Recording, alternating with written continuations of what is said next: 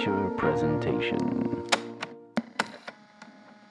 Welcome back to another Untitled Sundance review. I am one of your hosts, Matt Rohrbeck, alongside he's allergic to tomatoes, but he is tomato meter approved, Eric Marchin. Matt, I have seen 3 movies in the last 4 hours, What 5 happened? hours. It's What just happened? bad timing, bad timing.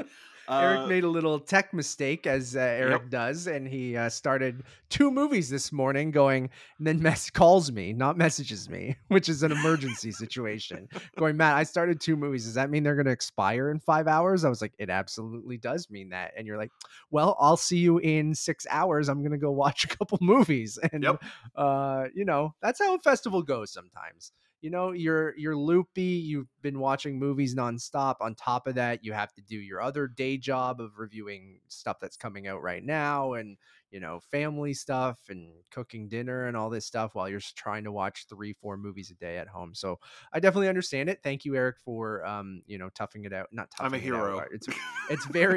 We're very privileged to be able to cover the Sundance Film Festival this year. We've done a few reviews already. You guys can check out for Fair Play. And oh my God, how do I blank Magazine Dreams? What else? Magazine Dreams. So go check those out on YouTube or on this podcast feed right now that you're on. Eric, other than your wild morning of a double feature, how are you doing? Triple feature, please, Matt. Triple. Oh my God. Yeah. Sorry. My bad. Fairyland, Infinity Pool, and the movie we will be discussing, Eileen, literally back to back to back. And I love that. It was not intentional, as a Matt 3-movie mentioned. day before noon. Yes. Or before 1 or something. That's wild. That's like heavy drinking for a film critic. Yeah. But as Eric mentioned, we will be reviewing William Oldroyd's Eileen, starring Thomasin, McKenzie, Anne Hathaway, Shea Wiggum, and more. You guys might know Chief William Wiggum. William Oldroyd. He was the director of Lady Macbeth with Florence Pugh, if you remember that or got to check that out. I forget what year it was, but a few years back, right?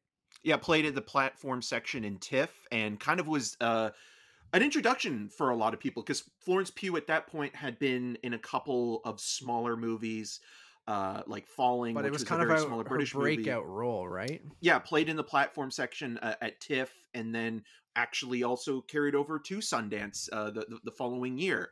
And so that movie really brought a lot of attention, not only to her, but Naomi Ackie as well, who's in the film. And Oldroyd, he was one of those guys where it's like, okay, whatever he does next, people are going to kind of, pay a little bit more attention.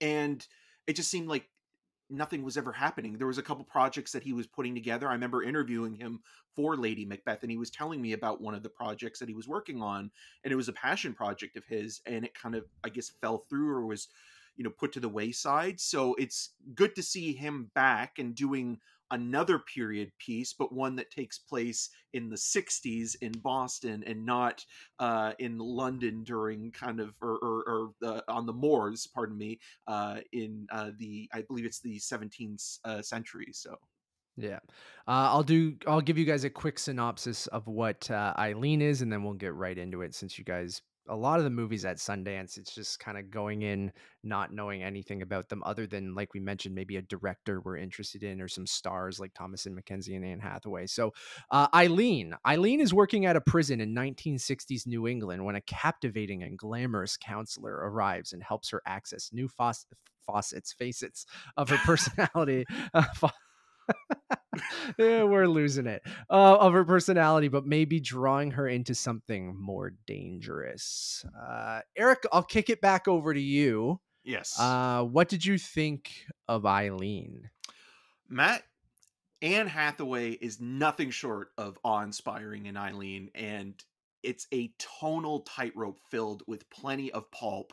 You get the sense that this movie, unlike, as much as I do love Todd Haynes' Carol and Anthony Minghella's The Talented Mr. Ripley, the one thing that those two movies kind of seem to veer off a little bit of is the kind of lurid quality that a lot of those books have, whether they be from Patricia Highsmith or Jim Thompson or people that were writing, these kind of B-tier, not even plain books, but kind of like seedy kind of underbelly noir storylines that played in tropes and caricatures and embraced that in a very kind of stylized manner.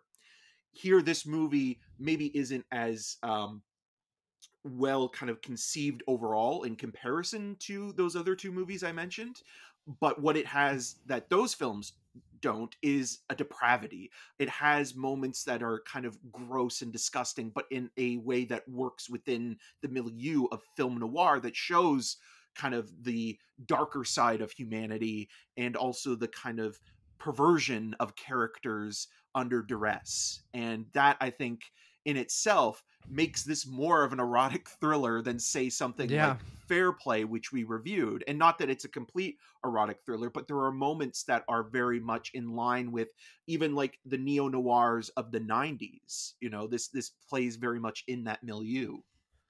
Well, I think those neo-noirs and erotic thrillers are pretty close, right? Like I Yeah. would say it's almost even a subgenre of a neo-noir or a film noir. Yeah, I really dug this. I'm a little like I'm not I go back and forth of how much I really, really enjoyed it, but I do agree with you. I think Anne Hathaway absolutely smashes this. Like, I think she's absolutely perfect. We were talking right before we started recording, saying like if she was able to act in, you know, classic film noirs and was in that era, she would have absolutely rocked it. And we can't believe she hasn't been used in this kind of way. I mean, that you see hints of that in different performances over her career, but like she is perfect as this kind of femme fatale character that comes into this story. And, you know, I joked on Twitter saying it was Todd Haynes' parole instead of Carol, because they work at a Yes. prison. I But got I it. think Thomasin McKenzie's great too. I've liked her in basically everything that she's been in. And she has this kind of like, she also looks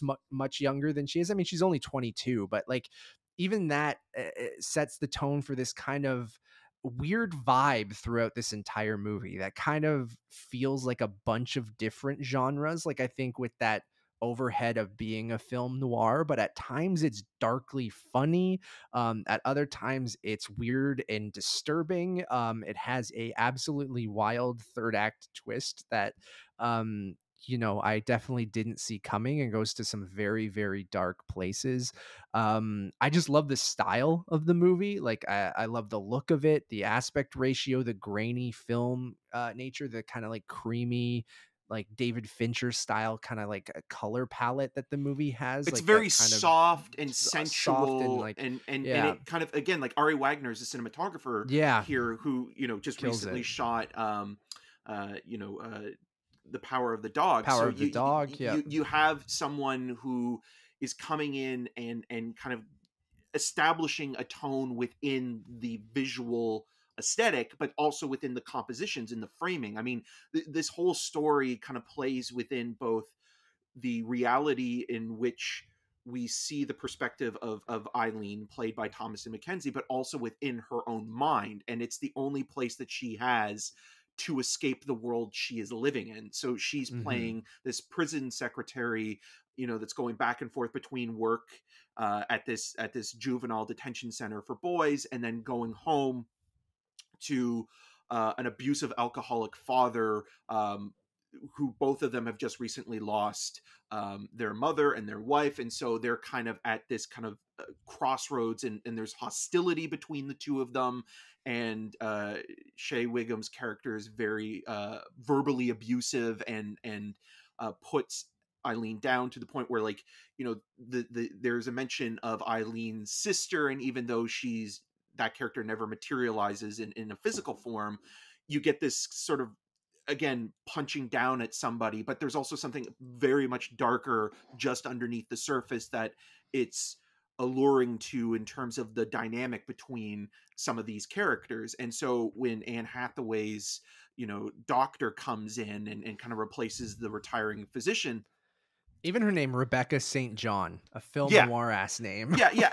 Hathaway is very much channeling, you know, Barbara Stanwyck, Yeah. Lauren Bacall, Gene Tierney, in that kind of that model of kind of, you know, the ray of light in a very dark, dingy place, and something that is alluring and promising of something maybe new and exciting, and can kind of get you out of Mhm. the mundanity of the world that you've been living in. And as we learn, Eileen is somebody that over the past few years has really just been stagnating between these two pillars that she's caught between, her home and the prison. So when this happens, and it happens These during, two prisons. yes, well, I mean, it does. I mean, the home Yeah. situation feels. I mean, there's even a line that Shea Wiggum's character has where he says, like, he doesn't want to sleep in this bed because it's haunted. He's always sleeping on this recliner. It's that's kind of interesting as well, where there's kind of a ghostly element to the proceedings that looms over it. Then even just setting it during Christmas, during Yeah. those days, there's something also weirdly melancholy and depressing about the whole affair that kind of occurs. But again, like you see this kind of punch of excitement when Hathaway's character comes into the situation, and it's really interesting to think that one of the co-writers of this, Otessa Moshfegh, was one of the co-writers with Luke Goebel, and they Based on their both. novel too. Yeah, well, Tessa's novel. Yes, It's not his that's yet, what I meant. because Yeah, they yeah. wrote the script, they adapted it together, but it's her novel. But they also worked together on. They were credited writers on Causeway, the Jennifer Lawrence Oh, movie, okay. and Yeah. so that's also just interesting thinking about how subtle a movie that is and how Yeah. lived in it is, and this is playing in a more heightened tone. It's more stylized, but there are elements where you can kind of feel the life lived of these characters as we're kind of dropped into the world of Eileen. Yeah, absolutely. Also want to give a shout out to Richard Reed Perry's score. He's member of Arcade Fire who did the score of this. And The He's got that. Nest. Yeah. Oh yeah, he did do the score for The Nest Yeah. too. Both great scores. I think that's fantastic. Yeah, I think my only criticism of the movie is like I think to a little bit of its detriment, I didn't know what it was for it always kept me intrigued, which I think a good film noir or psychological thriller should do. But I do think it waits and doesn't show its cards until not until it's too late, but almost a little too late, where everything happens in that last act and it happens very quickly.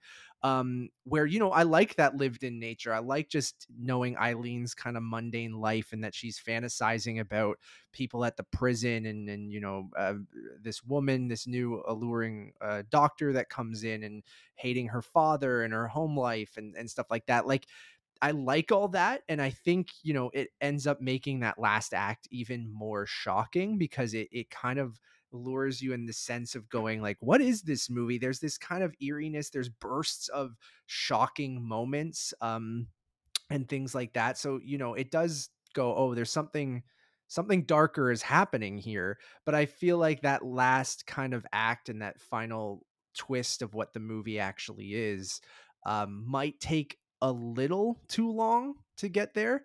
But that being said, when it happens, I was completely caught off guard, and I kind of knew going in that there was a darker underbelly to this movie, but like I was just like, oh shit. And then it pops off in that last act, and I think is really interesting. And we don't want to go too much into it because I feel like that is one of the selling points of the movie, I think. And Eric and I talked about that. One reason why I think we like this movie quite a bit too is that there's multiple interpretations of the ending and what happens in the film and why characters do certain things and stuff like that. So like I do think it's one of those movies that like I really vibed with its style. I loved its cinematography.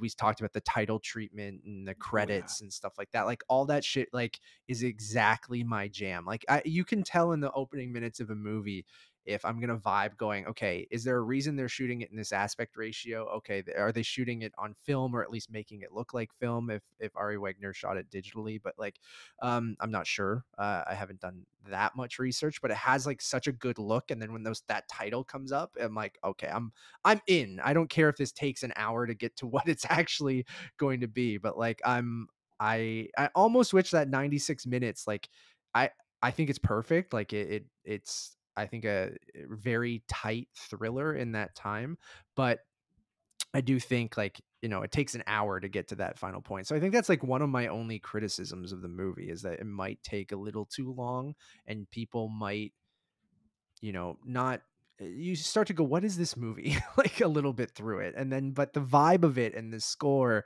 and the cinematography and like all that, and the performances are great, kind of keeps you interested until it kind of hits you over the head with that last act.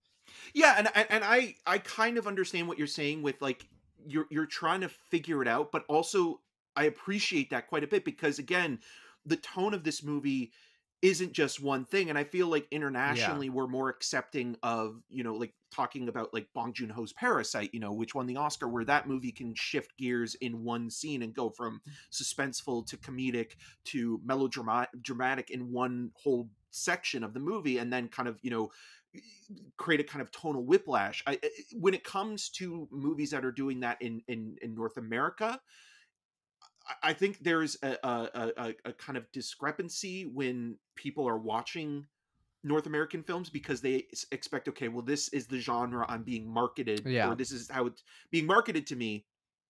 This is how it should play out. And so when you're watching this and when it kind of fluctuates between different styles and tones, and even like that opening sequence where like you get the credit but also the layering of the edit with the fog and in the actual sort of Hmm. perspective of the opening of the car, like all of Hmm. that kind of gives you an indication that this isn't going to just be one kind of style. It's going to play within the facets of the filmmaking. And Thank so you. when you're Thank you.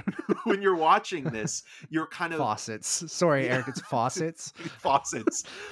You're kind of, I think if you're willing to give yourself over to it, you'll be Yeah. entertained. And like even thinking again, like Thomasin McKenzie was also in The Power of the Dog very briefly, and the two-hander in that Oh, yeah. movie also kind of felt a little bit similar, where there is this coded kind of LGBTQ plus relationship thing, and that's always been something that's been kind of hidden in movies that were made in the 40s and 50s because of the censorship era and the board, and so it was always coded, like it was always kind of a way where it's like you had to kind of suggest at it. Here it's a little bit more overt, but it's still within the style of not spoon feeding you how the story is going to progress and where things are Yeah. going to go. You might be familiar with the genre techniques and how these movies often play out, usually in a very kind of Hmm. dark and twisted kind of ending. Which Um, it definitely does. it does, but there's something about it as well where like it does also have its own unique style, and it's adopting and incorporating what's come before, but it's making it its own. And yeah, it's just a Totally. really well made neo noir with two great Yeah. performances, and like again, like Hathaway's just so good. And this is a supporting role. Like this isn't a Carol, Rooney Mara, Kate Blanchett where it's like one's the lead. Co-lead. Who's Yeah. yeah. Yeah. This is like it truly is a supporting performance. But like every time she's on screen, you're just completely captivated by what she's Yeah. doing and watching it. You're Absolutely just like agree. you just honestly you're like The Dark Knight Rises, I think, had a little bit of that, but I really do hope that not that she finds more film noirs, but she plays within more stylish kind of tone driven movies. And I guess Colossal kind of maybe comes in a little Yep. bit as well like that, but she's really really good in this, and it's a Yeah. solid little film.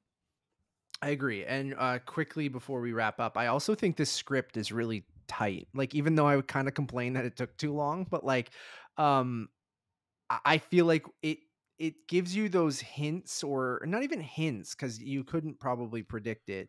But I think it places those breadcrumbs in such a way when things come back in the last half of the movie. It doesn't feel like that cheap kind of writing trick of just like the Chekhov's gun, or anything like that. Like, it feels cleverly placed and cleverly used in those final acts, where things that they set up in the first two-thirds of the movie come into play, and like, oh, okay, like I now understand that setup, and those, I don't want to use punchline, but like the how they use The those payoff. kind of things, the payoffs. Thank you. That's the right word that I'm looking for. The payoff to all of those is very satisfying. So I actually want to give a shout out to this script as well. So yeah, the more I talk about it, the more I think I like this movie. So I'm gonna give it a 3.5 right now, just based on some of those criticisms where it kind of took me a while to get into it. But like this, I feel like could easily go up to a 4 or like or even more. Like the more I think about it and the more I talk about it. So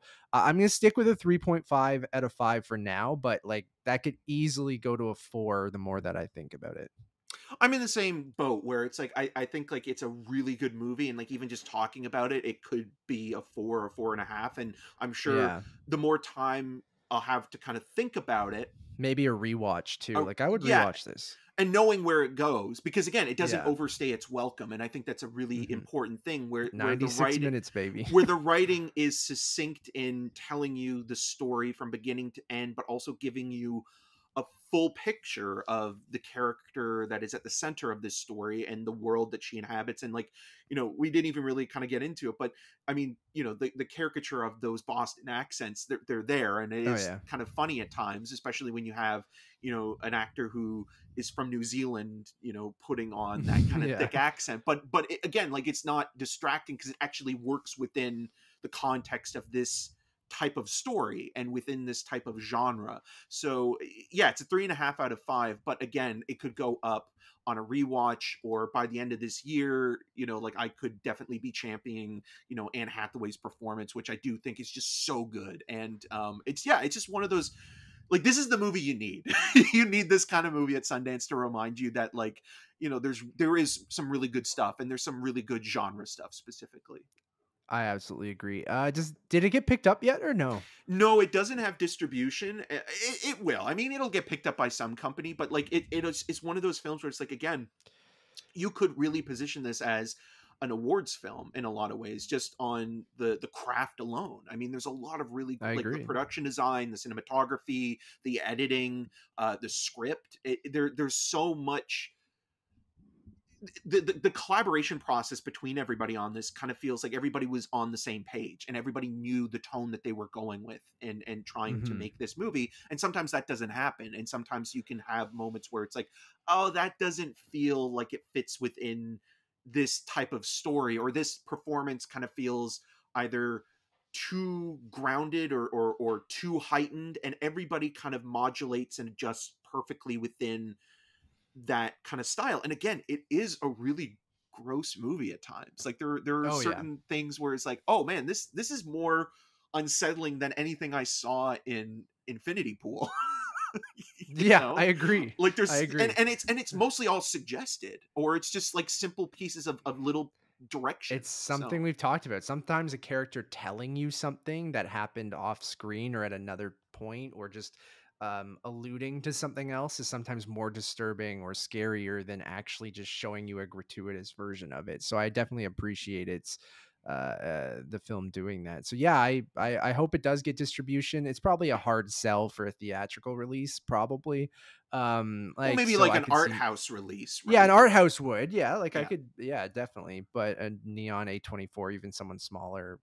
Sony Pictures Classics Sony company. Pictures Yeah. Classics. Yeah, but then I could also see a streamer taking a shot on it because of Anne Hathaway and not shying away from those dark themes and stuff like that. So I hope it does get a release. Thank you all for listening or watching. We really do appreciate it. Please go check out our reviews for Fair Play and Magazine Dreams. Those are up for you guys right now. We'll also have more Sundance reviews over the next week or so. So keep checking back to Untitled Movie Reviews, and we'll have new stuff every day. Please go check out our newest podcast, which is called The Cast of Us. It's an untitled HBO Last of Us podcast. It's an after show where Eric and I get together and break down each new episode of HBO's The Last of Us, scene by scene, meticulously going through every moment in the show for little character moments, little Easter eggs, the differences between the game and the show and things like that. So please go check that out on all podcast services and on YouTube. Newest episode of Untitled Movie Podcast is also out, where we go over Oscar nominations as well as the Critics' Choice Awards. That's on podcast services and YouTube as well. One-stop shop for everything, Untitled_movies over on Letterboxd. That's probably your easiest spot to find everything. As always, my name is Matt Rohrbeck. You can find more of my work around the internet, mostly at untitledmoviepodcast.com, and you can follow me on all those social medias at Matt Rohrbeck. And I'm Eric Marchand. You can find more of my video reviews on rogerstv.com/cinemascene and on the social medias at EM6211. This shirt kind of fit this movie. I'm wearing a Great Movie City TV. Viewer discretion is advised. Until next time. Christmas Time in Prison, the musical. Waiting for that movie.